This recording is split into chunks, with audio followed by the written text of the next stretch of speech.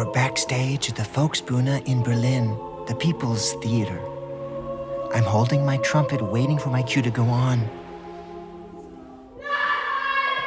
Lady Macbeth is about to scream. Then Banquo will scream as well. That's when I have to run on stage while playing a high note on the trumpet. The actors on stage are singing Pergolesi's Stabat Mater, a hymn to the Virgin Mary.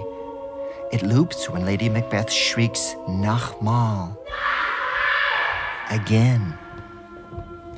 The Volksbuehne is a theater known for bashing boundaries. David Marton's rendition of the Scottish play has eliminated the character of Macbeth. Banquo is a woman, and music replaces most of Shakespeare's text.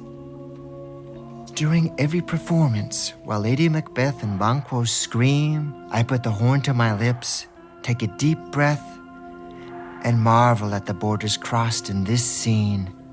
Noise and music, matriarch and patriarch, the earthy and the holy, with Lady Macbeth raging at the Virgin Mary. To me, this moment is very Berlin. Our trinity of screams collide with the shaman blues by the doors. Oh, here's my cue to go on. Gotta play.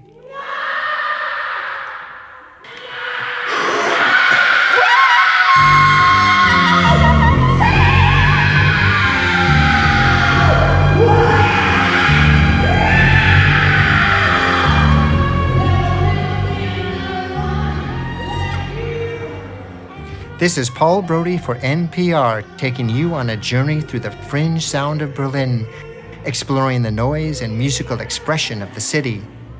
We'll hear from a dozen Berliners engaged in sound, space, and bashing boundaries. For over 20 years, I've worked as a composer and trumpeter in Berlin.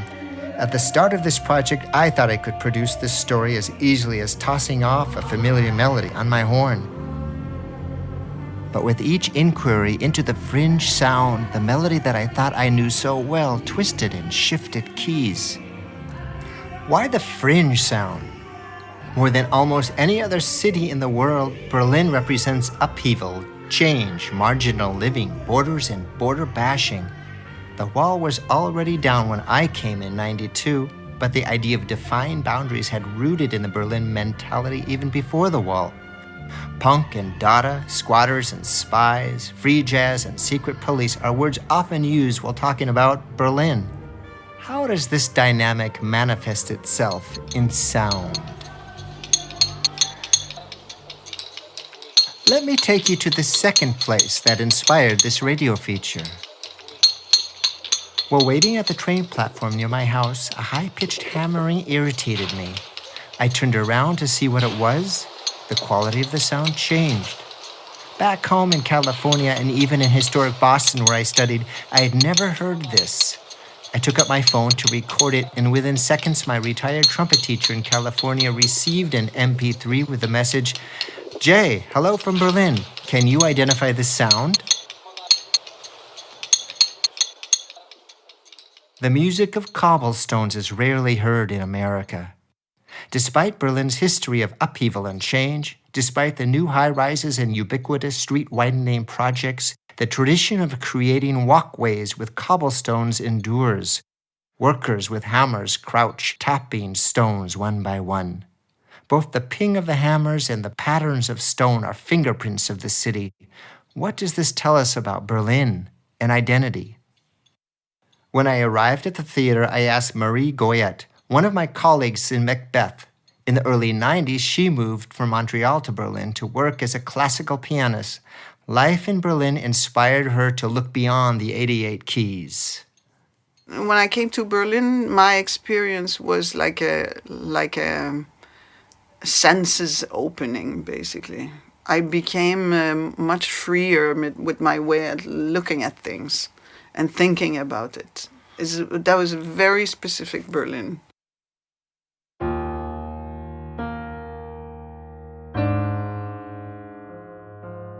As Marie Goyette heard the hammers tapping stones on the Admiral Bridge, she heard music too and composed a duet for piano and cobblestone workers. She debuted her piece on the bridge itself with Pflasterseinleger, cobblestone workers surrounding her piano. Her piece lasted as long as it took to fill 1 square meter of a street with stone. Unfortunately, the recording of her composition is lost, so I took the liberty to compose a new piece with cobblestone workers, piano, and Goyette's voice describing the event. The musicality of it was really nice. They put 1 stone, they start hitting, and they can look away because they hear when it's in the ground, and in the meantime they took another stone. It's a very light sound, and it has its own rhythm.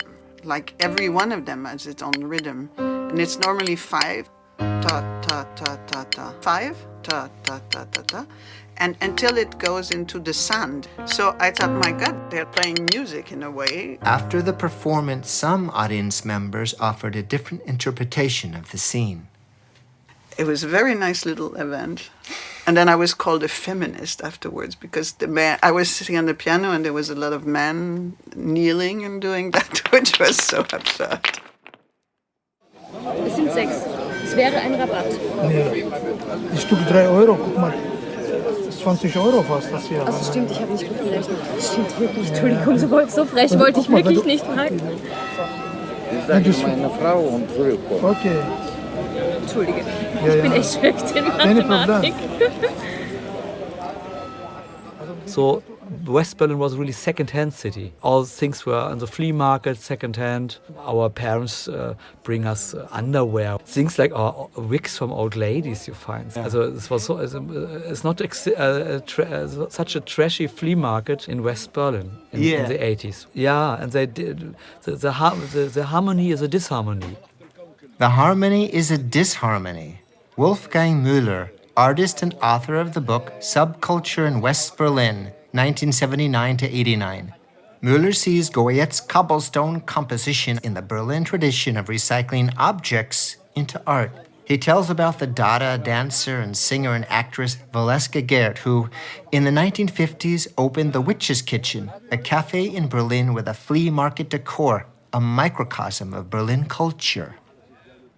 Berlin, dein Tänzer ist der Tod. Im Schall und Rauch mimt die dadaistische Tänzerin Valeska Gert die Frau im Taumel des Lasters. In Berlin, back in Berlin in the 50s, she called it Hexenküche, witchcraft kitchen. And her concept was just to take all the second-hand furniture from everywhere, second-hand glasses, put them together. That there is no style. You take a look and you think nothing fits together, but the life is moving on this chaotic thing, and the life could be very harmonic. The sound could fit together on the space of a chaotic environment. Raus mit Männern aus dem Land, raus mit Männern aus dem Herrenhaus, ihr macht raus als Frauen aus, raus mit Männern aus dem Dasein, raus mit Männern aus dem Hiersein, raus mit Männern aus dem Dorfsein.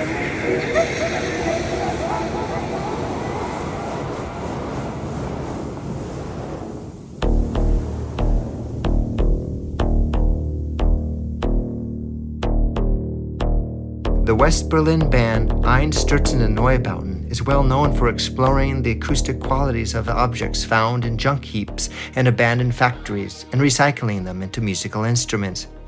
Neubauten guitarist Jochen Arbeit explains that the band has an entire practice room full of found objects brought to acoustic life.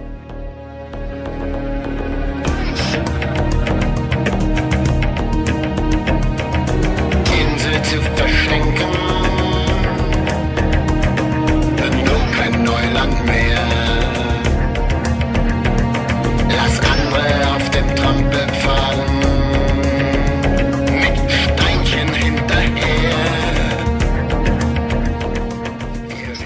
The unique thing about Neubauten is that they play with metal. They build instruments from metal or use what they found in the beginning because they couldn't afford instruments. So, which is typical Berlin because everybody didn't have money here. Ne? So they found things on the street or they went to the junkyard and found objects that sounded good. So they were starting from this. So all this develops around, and still is, develops around inventing or finding sounds from objects. Big metal sheets, like a snare drum is always a metal sheet, for instance. Ne?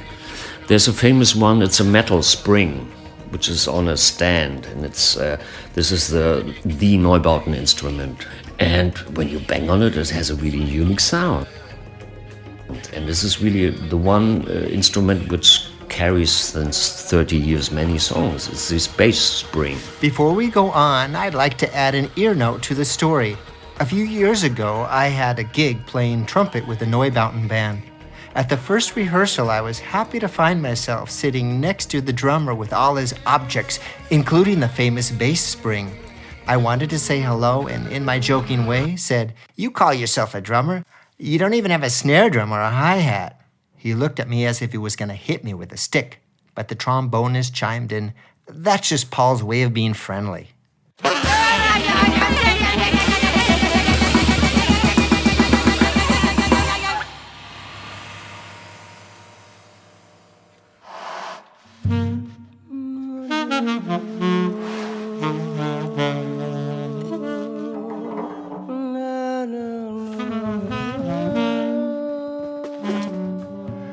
While West Berliners celebrated a second-hand world, East Berliners sought refuge in a different subculture. Singer Uschi Bruning and saxophonist Ernst Ludwig Petrowski are pioneers of East German free jazz.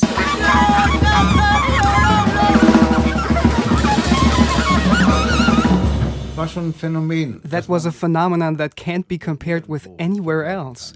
It was a one-time thing in history in East Berlin. The music was non-verbal. Nobody sang, they only played. And anyone could put their own thoughts in the music. And it was generally against the government, against the order. That's why free jazz attracted a mass of people who weren't free jazz fans. There was a message, a wordless message that one could identify with against the confinement of a small country. That was the secret of the astonishingly large audiences, sometimes like at Woodstock.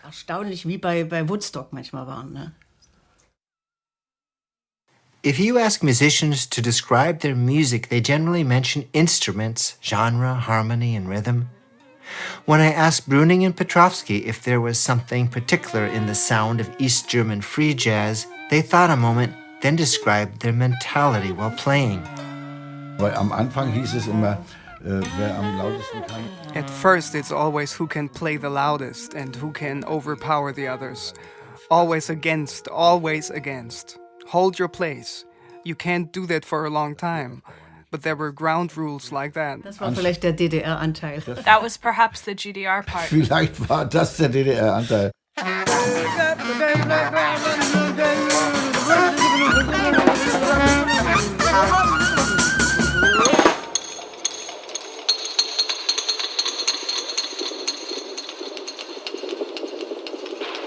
The quality of a sound changes according to the space in which it's made.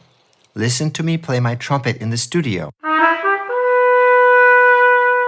then in a church. But what about the place in history where music is made? In Berlin, the history of a performance space is often considered along with its acoustics. I call it historical reverb. Everywhere you looked and everything you touched had a historical reverb for sure. But to turn it into a punk thing, that's the nice thing about it. That was the temptation, of course, like to go illegally in a building and record and everything. So it became this youth play park. Wow, okay. Yeah, crossing borders is exciting. And crossing forbidden borders is even more exciting, of course. And that made basically those years you're talking about, 80s and 90s.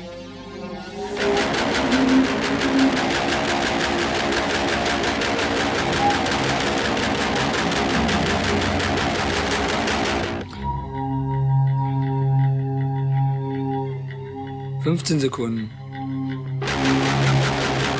Der Krieg der Basis ständig im Kopf. Die Falten werden gekittet. It was an old, not used water tower. And we climb inside this thing, 20 meters in the air, And then we make sounds and listen to the sound and tape the sound. This area in Berlin where several train lines cross is called Gleisdreieck, literally translated track triangle. Because of property laws during the time of the wall, neither East nor West Berliners could use the space. In glorious, youthful defiance, Wolfgang Mueller and his legendary West Berlin band, Die Tödliche Doris, snuck into the giant water tower to record. The massive reverb in the water tower was compounded by layers of historical reverb. This area, Gleisdreieck, was inside West Berlin, so it belongs to the Western world, but the space belongs to East Germany because about special strange laws who were made after the war. All the traffic system from S Bahn and train belongs to the East, but the East couldn't use these spaces really. So you have a lot of strange spaces like this water tower in this area, this rusted old thing. We were official in the East, in the communistic East, and making sound. Both things in the same moment. History of spaces is so important. The drummer of Die Tödliche Doris, Dagmar Dimitrov, was in jail for several months in East Berlin before she was allowed to immigrate west. So for her it was maybe also a special thing to sit in this tower belonging to the East, but no Eastern person can take her out of this place. I bet she pounded those drums. Yeah?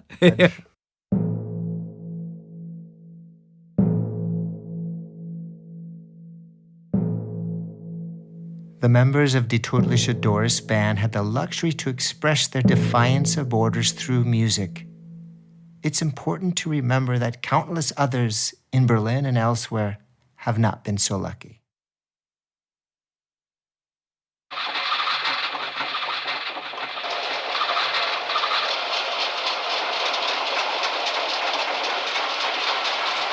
On November 9th, 1989, Marie Goyette was woken up in the middle of the night by thousands of Trabis putting into West Berlin. The Trabi was the small East German-produced car, now defunct. A few refurbished models can be seen in East Berlin. A company called Trabi Safari uses them, Disneyland style, for tourists. Around midnight when the wall fell, basically, when people from the East all of a sudden drove their cars in the West. And there was thousands of them, and they all sound the same, like a scooter, more or less. And I recorded them from the balcony immediately. I thought, this sounds like an invasion from another planet. It sounds incredible.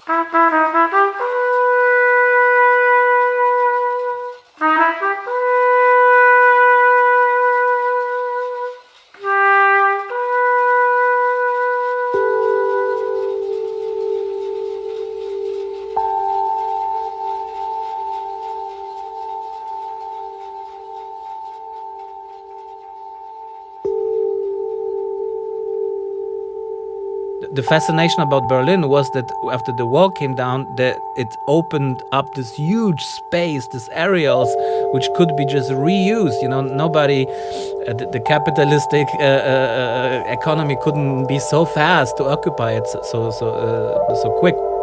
Originally from Poland, Sebastian Meissner works in Berlin as an electronics and radio documentary artist. He often collaborates with musicians in other cities, including Detroit, Berlin's sister city. Ambient and techno musicians have been swapping beats and sounds for the last 20 years. Despite their radical different histories, 80s Berlin and Detroit today share a similar urban landscape. So they were both working on a similar aesthetic. The life circumstances, I think, back then were similar, and also the places for participation of this culture were similar, like warehouses, abandoned buildings.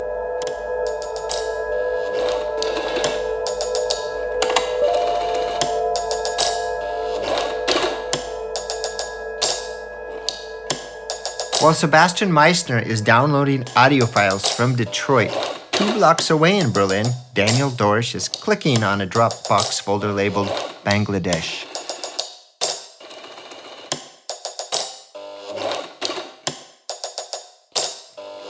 At the beginning of 2014, choreographer Helena Waldman went to Bangladesh to collect both sounds and dancers. The dancers will move to the sounds of machines sewing clothes for American and European companies. Dorsch describes the compositional idea. Tabla is a percussion instrument from the north of India. It goes like and the steps from the dancers, they do also like this. So, and I make a composition with needles, and the needles goes.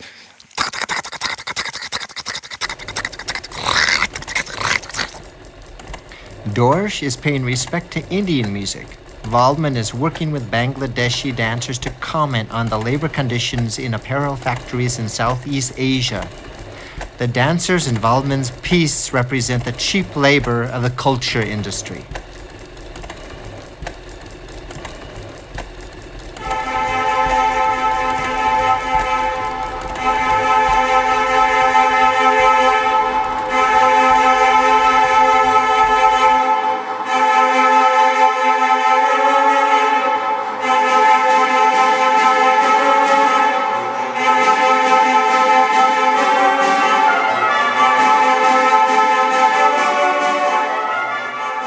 Susanne Vincenz was artistic director of 2 projects exploring Berlin's historical reverb.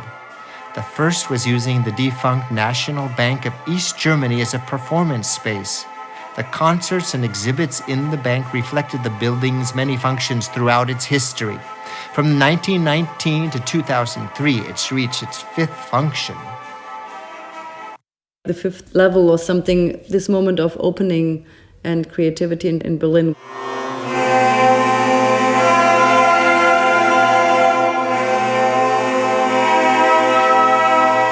We're hearing Stefan Weirauch's composition for Charles May and Factory Sirens performed at the Staatsbank. The Charles May looks like it could have been taken out of a Dr. Seuss illustration. It's a narrow, stubby-bodied trumpet with several openings in the front. The nasal-sounding horn was the last East German president's favorite instrument.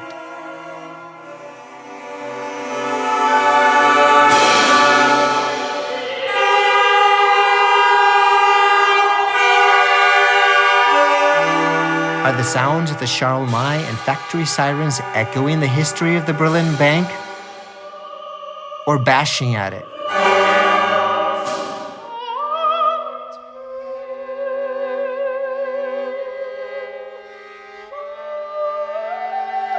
Susanne Vincentz's ears led her from bank halls to train depots and on a journey from Berlin through Poland and Russia.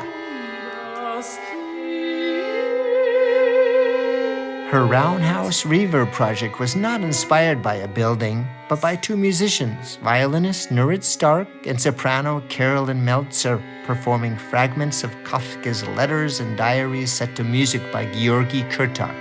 There's a very nice saying, a very nice word from Kurtak, who said, the Kafka fragments should not be performed on a stage or in a concert hall. They should be like Flugblätter, thrown out.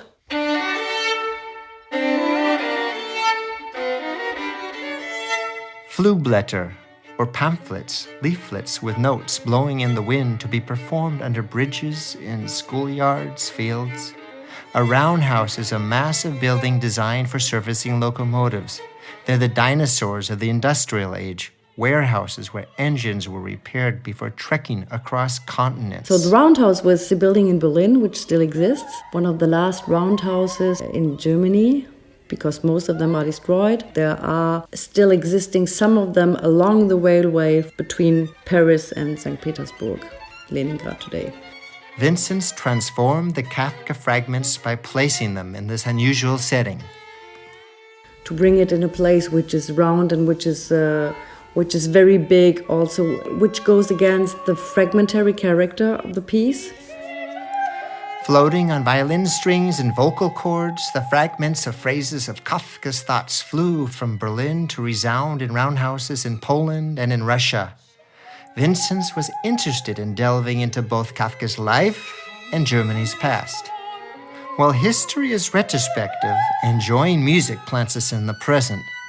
The Staatsbank is now unrecognizable as a luxury hotel, and the roundhouses that still exist face the wrecking ball. And Roundhouse rebuilt because it was really about these buildings. They're really falling apart, they're falling down. And it was also like catching the last moment when you could still hear the acoustics in these buildings. I never expected that a story about the fringe sound of Berlin would lead me to learning about public space and to talking with Christina Edmeyer, the president of the Chamber of Architecture in Berlin.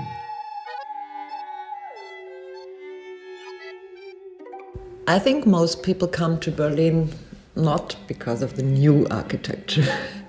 And they even don't come to Berlin because of the really old architecture. But the most interesting architectures in Berlin are the ones which are not perfect, urban spaces, which are in a state of transition. All the clubs and all the concerts, they take part in spaces which are temporary spaces.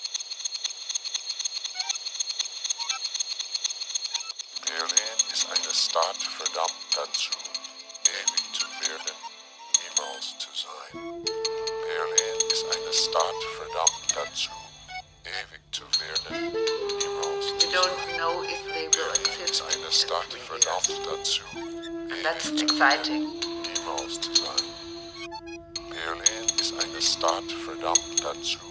Berlin is a city condemned forever to becoming and never to be. Forever to becoming and never to be. Berlin ist eine Stadt verdammt dazu, ewig zu werden, niemals zu sein. Berlin ist eine Stadt verdammt dazu.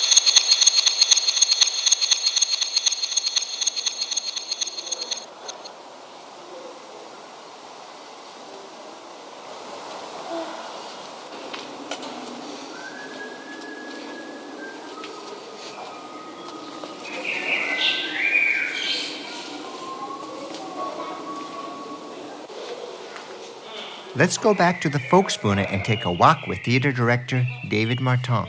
Remember, he staged the Macbeth that you heard at the beginning of the show. Over the years of working together, I've noticed that he's influenced by the atmosphere of the city. What Berlin sounds inspire him? The sound of Innenhöfe. Courtyards. It's very typical architecture in Berlin. In a lot of other cities, you have courtyards maybe, but not this closed in from every side. Closed in from all sides, the courtyard is an institution in Berlin. We're walking down a loud, busy street.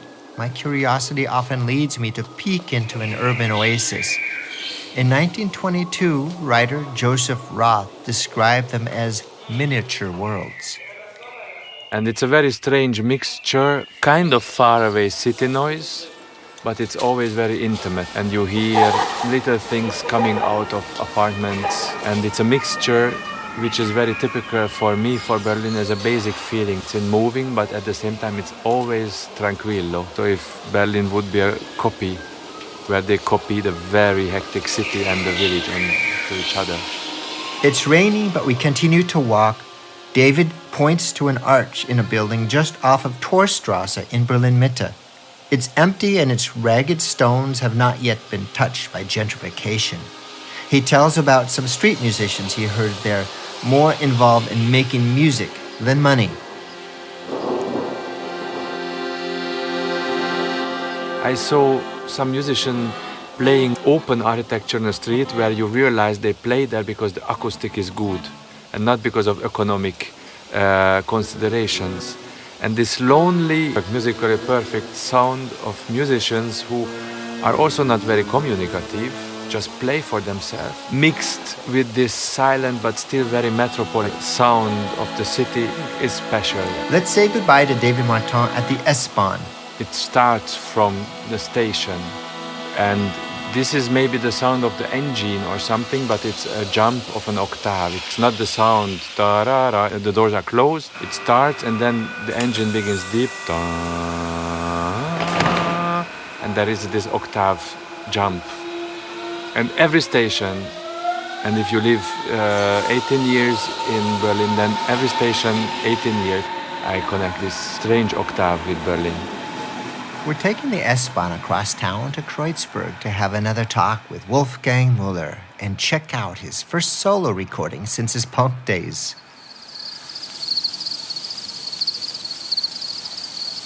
It's not a band, but an important sound of the Berlin night. It can be heard in courtyards and in the 16th century citadel Berlin, Spandau. Here's a track from the A side of Wolfgang Mueller's LP of Berlin Bats.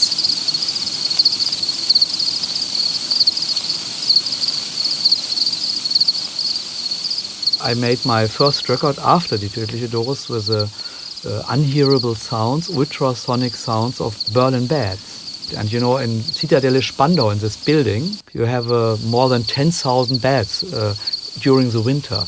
An album with the sounds of 8 different species who are living in Berlin.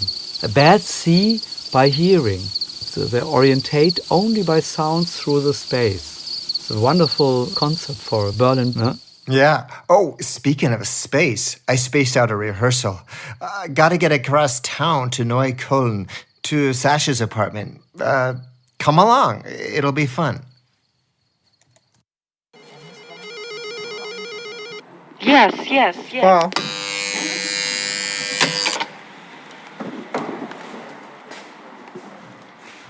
I'm late for a rehearsal with the band Samer Reloaded. We play music from a 1930s Berlin record label dedicated to Jewish music, the Samer label. The project started when singer Fabian Schnedler gave the historic Samer recordings to Dr. Alan Byrne, pianist and director of Yiddish Summer Weimar. Dr. Byrne transcribed selected songs and founded the band. Joining Schnedler on vocals are Sasha Lurie, Daniel Kahn, and cosmetic singer Lawrence Glamberg. So it was you. Yeah. How you doing? Sorry I'm late. No problem. Same place? Same place. Wait. Okay. 3, 4.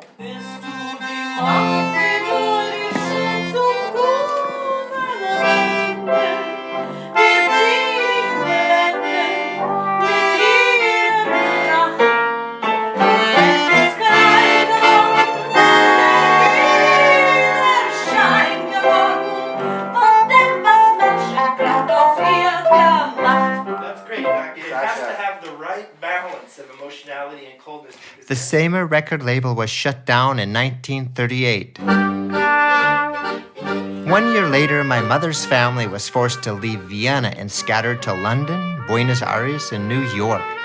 They were secular Jews. He a lawyer, she one of the first women dentists in Austria. Like them, the Samer label was modern, cosmopolitan. The Berlin label dedicated to Jewish music has such a wide range of styles, from cabaret songs to opera to Yiddish folk songs, and in 4 different languages. While gorging on the melodies with my trumpet, I can't help but wonder,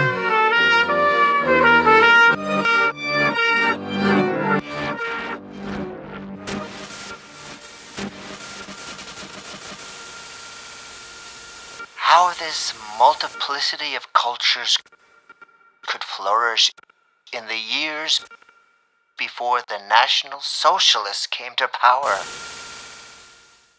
Fringe culture isn't new to Berlin. In fact, the idea of fringe culture first came up in the 1890s. I'm talking with historians Carol Scherer and Robert Beachy. Berlin has long fostered cultural innovations and aesthetic interventions. They explain that my neighborhood, Schöneberg, was, for example, already a center of gay culture a century ago. We're not afraid to be queer and different. If that means hell, well, hell, we'll take the chance. They are so straight, uptight, upright, and rigid. They march in lockstep, we prefer to dance. We see a world of romance and of... Professor Beachy's book, Gay Berlin, birthplace of a modern identity, explores the paradox of how a vibrant subculture took root in the center of the Prussian state. What is so astonishing to me is this really central role that Berlin played in realizing something that we could describe as a gay identity. And it seemed to take shape here a long time before it did anywhere else. And it has a lot to do with the subculture in Berlin. Berlin in 1900 was the center of the Prussian state, but it was also known for its clubs and cafes and other niches where social and cultural change could happen. But there's also a weird way in which officials in Berlin actually tolerated this subculture to a certain extent and allowed it to flourish. And I think that's something that would be really surprising to most people. Nobody expects to talk about Prussian tolerance, right? I mean, it's always militarism, it's the Second World Wars, it's the Holocaust. I mean, it's all of these horrible, horrible features of German history. But there is another side. And I think Berlin, in some respects, really represents that. Well, before the First World War, there were things in Berlin that you could see and experience that you couldn't as easily see and experience in other European cities. And by the 20s, of course, it was a really exciting time. It's our greatest treasure, where we can be just who we want to be. Lavender night's our greatest treasure, where we can be just who we want to be.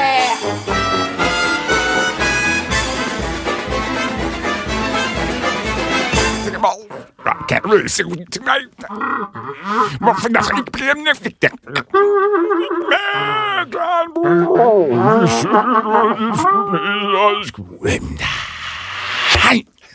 After living in Berlin for about 7 years, I had a dream about America.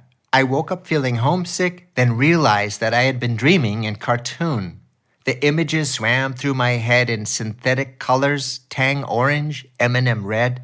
My cartoon America wouldn't go away, so I took my 2-year-old son's collection of Carl Sandburg folklore and began arranging songs. The best singer for these I thought would be David Moss, an American Sprechstimme acrobat. I was sure he lived in New York. As it turned out, he lived a few blocks away from me in Berlin. Get out your gun and call to your dog. Get out your gun and call to your dog.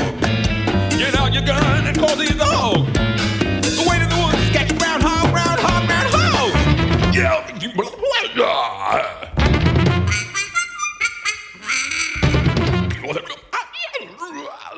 There's a whole historical dimension to the city of Berlin, the desire to distort or pervert the mainstream as being a quality that existed in the cultural life of Berlin for a long time. If you look in the writing and film that came out of Berlin, but also Berlin is in a certain way the heart of the intellectual Eastern Europe in a certain way. And this desire for perversion and distortion of the fabric of the mainstream culturally, if I may be very intellectual here, really existed here. And therefore, if you have a personal idea, it can be appreciated, even if no one knows the outcome. Perversion and distortion of the mainstream. David Moss gives an example from one of his shows at the Hebel Theater, Rhythm in the 21st Century, with Stefan Kurt and Hans-Peter Kuhn. We had a little bucket of red lentils hanging above the stage and on the ceiling, and under it was a snare drum on a stand. And at a certain exact moment, the bucket was opened, and this stream of red lentils poured down onto the snare drum in a beautiful light. And I was, I guess, playing the snare drum with 2 sticks, and the red lentils are flying everywhere in arcs and making sound as they hit the snare drum. And here you have a really good illustration of perversion and distortion together. Here you have the drum set being perverted, right? And the sound of the drum set being distorted. I'm not the only American who wanted to spend a year in Berlin 25 years ago. In 1992, David Moss came to Berlin on a 1-year DAAD scholarship. His final project loosened the borders between 2 seemingly opposing worlds and was a changing point in his life. I decided I wanted to bring together high-level sports, Olympic-level sports, and high-level performance artists or performers together in the same room to show the similarities and difference in physical virtuosity that sports and culture represent? And we did a sports music project in 92 called Physical Acts. They gave me a sport hall for 4 days. They got me people from the Olympic team in Germany to be on the rings, and pole vaulter from Lithuania. And it was all like, oh yeah, no problem. We'll get this. We'll make it happen. Because, why? Because it brings together the worlds that normally don't exist. What is considered the intellectual art elite world, the cultural world, which people say, we don't really need culture, but we need television and movies, but we don't need this weird stuff. That world, together with sports, which is the most normal, respected, unquestioned world of our life. You bring these two worlds together, you show that they exist on an equal level, and that maybe affects people's thinking process. So I got to do this project in 92, and several of them since. That was a changing point for me. 14 years after David Moss's sports and art performance, Leslie Dunton-Downer came to the city on a fellowship with the American Academy in Berlin. She confirms that Berlin still inspires artists to cross boundaries. Well, one thing I've noticed here is just some of the amazing collisions of artists and talents coming together. So you'll have Turkish artists with members of the orchestra from Dresden, or putting voices together on stage with music.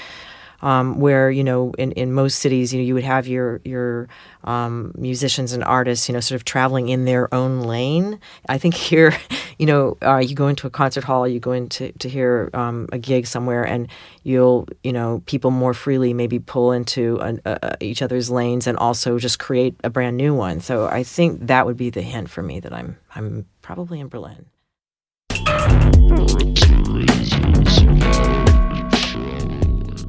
No city that I'm aware of has had the history of Berlin that changes the major revolutionary changes to its structure that a city like Berlin has had. And what kind of, in a certain way, freedom or explosive power to redefine what it is, to make it new. When I came here, I turned on the television in 91, and there was a panel discussion from 5 artists and organizers and politicians from Berlin. The question was, what should we do with our city? What should Berlin be like? Well, how do we want to change Berlin? Can you imagine? The question being, how can we change New York? What do we want New York to be like? New York is done. It is what it is. But here, in a strange way, we all had some power to remake and continue to remake Berlin.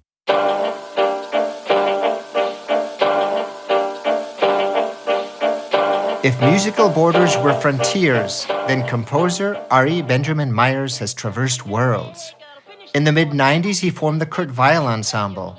10 years later, his Redux Orchestra crossed acoustic electronic borders at the Watergate Club. Although he left classical music long ago, Meyers contemplates Kurt Weill's influence on his music, which he associates partly with the Berlin mentality. Listen to a crossfade from Kurt Weill's Pirate Jenny song to the Redux Orchestra. Can you hear Kurt Weill's influence on Meyers' club music? And the ship, the black freighter, turns around in our harbor, shooting guns from the bow. Then you gentlemen can wipe out that laugh from your face. Every building in town is a flat one. Your whole stinking place will be down to the ground. Only this cheap hotel standing out safe and sound. And you yell, why the hell's been that one? And you yell, why the hell's been that one? All night through with the noise and to do, you wonder who's the person lives upstairs. Then you see me stepping out into the morning, looking nice with a ribbon.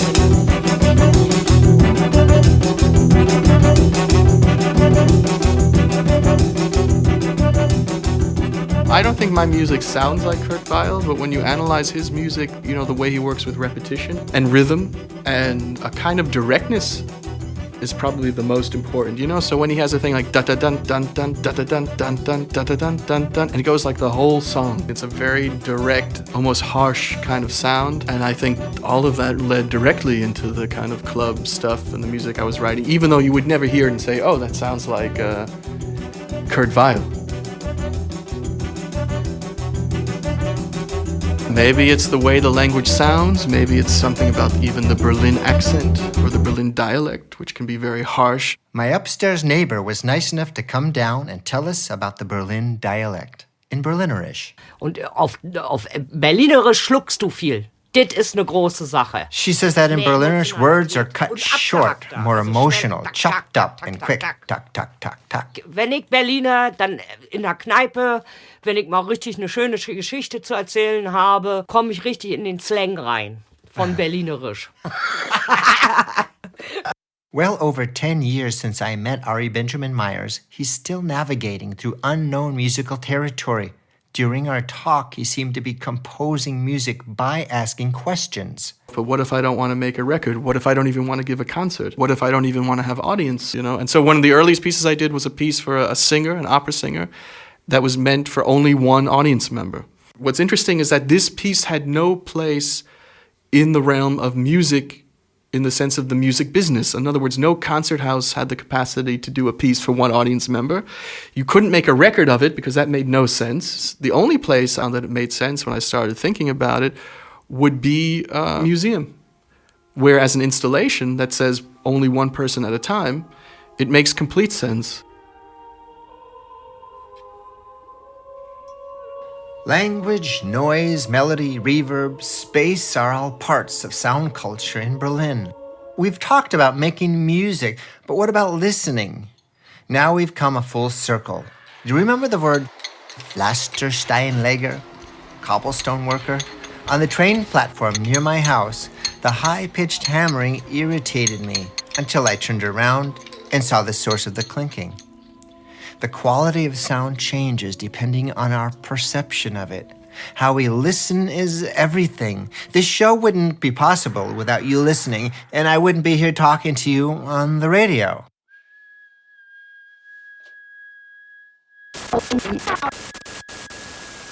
But we are here and listening. David Moss talks about listening to the radio in Berlin. The art of listening was encouraged, if you can say there's such a thing as the art of listening. There were stations here who made programs, who commissioned artists to make sound art, sound program, music that was not at all narrative even, not even storytelling.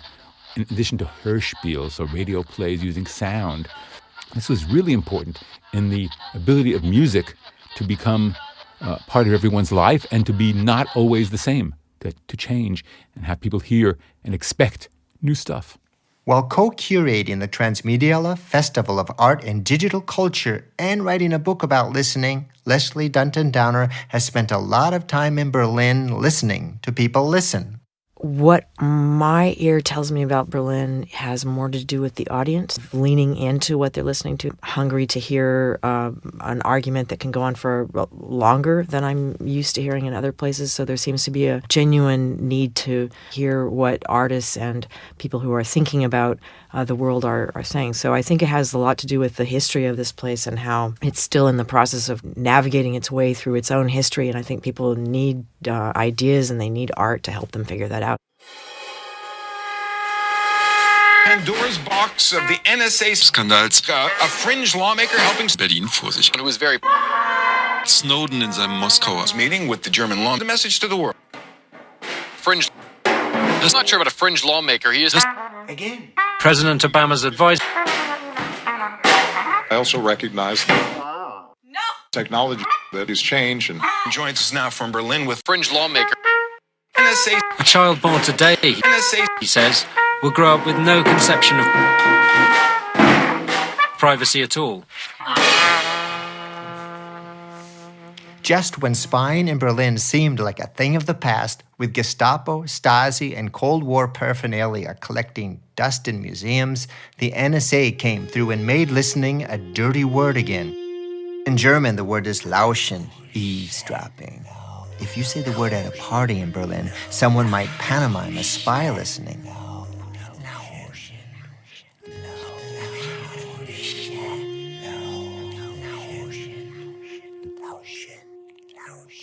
For maximum behavioral control, and this is the whole way the communication platform is financed. So it should be no surprise at all that we have ever greater surveillance because the capitalist system depends on it to build its communication systems. And obviously the security agencies are very, Welcome to the Magical Secrecy Tour.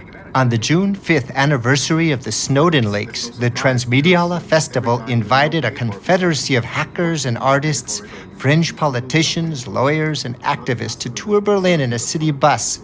They visited spy posts old and new to ask, what can we learn from the cult of surveillance?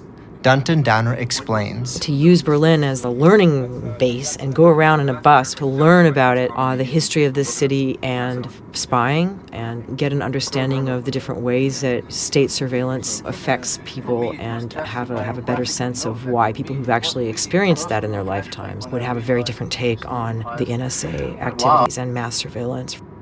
That for me, it was really a personal flashback when I realized the Snowden files. I'm now living again in a society which is, more and more collecting personal data, destroying their very core concept, the ideology of the free individual.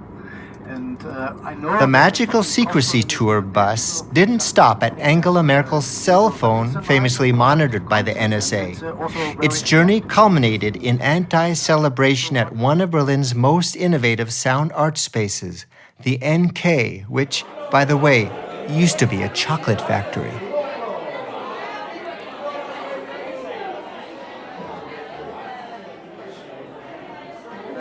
American writer Jonathan Lethem and Berlin rising star actor Lars Ettinger worked with filmmaker A.T. Barrett in A Berlin Friendship. And NK co-founders Farah Hatem and Colin Hacklander performed with Super Collider software, harnessing algorithms and live streams based on keyword searches. The text included a declaration of independence of cyberspace.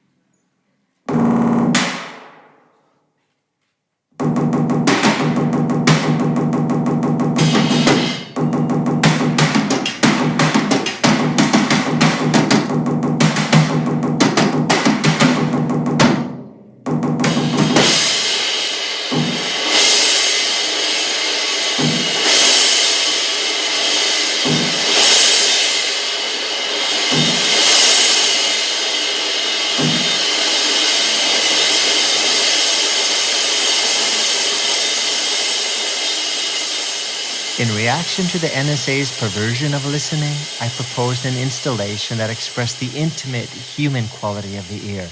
I recorded multi-language families in their home acoustics. NK visitors use second-hand earphones to spy on Berlin families, asking questions about listening. Est-ce qu'on dit ich höre dir zu oder ich höre dich zu? To me, if you're eating dinner and the NSA is listening, then they think the whole family. Hörst du die Geräusche, die du machst? Mam trochu problem. Am I supposed to listen to this? Papi, hörst du ihm überhaupt zu? sagte Deutsch sprechen, also du hörst aber gar nichts. I wasn't listening. Und unsere Bowle Ben. Und unsere Bowle.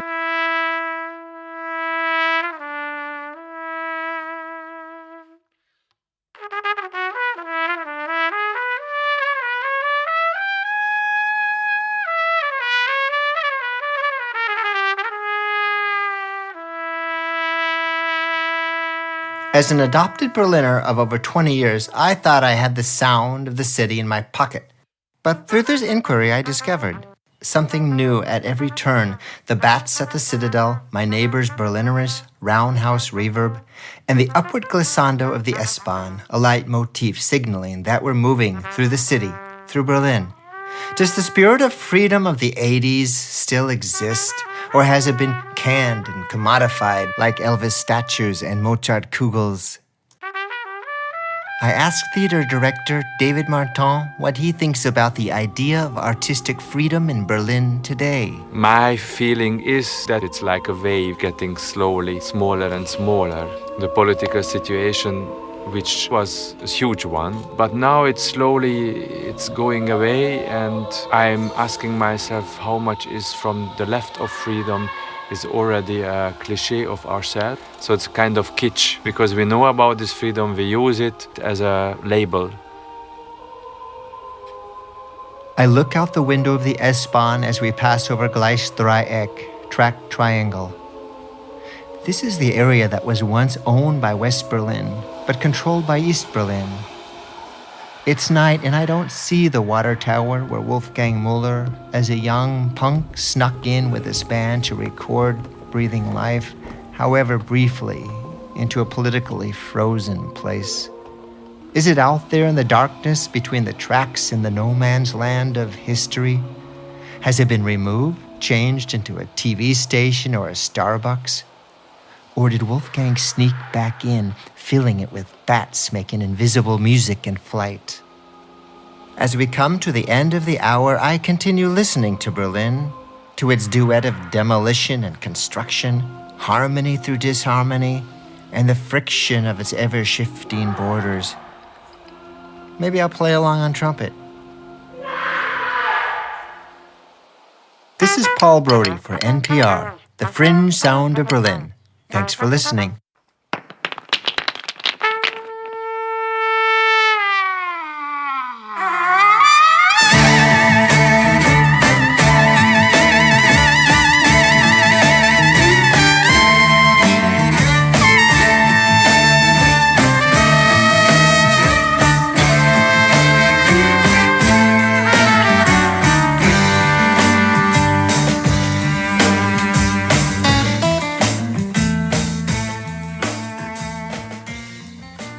Written and produced by Paul Brody in Spoko Studios, Berlin. Mixed by Jens Trundler in Funktone Studios, Berlin, 2014.